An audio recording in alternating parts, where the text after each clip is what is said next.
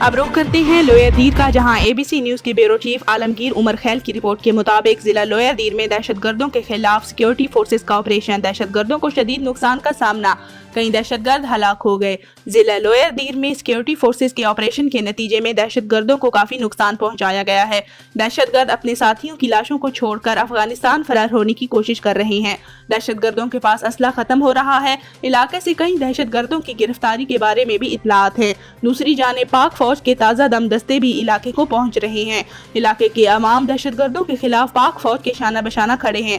یاد رہے کہ آج ضلع لوئر دیر کے وادی میدان کے علاقہ سورے باؤں اور لا موتے میں سرچ اینڈ سٹرائک آپریشن کے دوران سیکیورٹی فورسز کا شرپسندوں کے ساتھ جھڑپ میں لوئر دیر پاک افغان بارڈر پر حوالدار روشن قوم افریدی شہید اور سپاہی مبارک قوم سواتی شہید ہو گیا اور سپاہی شاکر اور نائک لال گل زخمی ہونے کا اطلاع ہے۔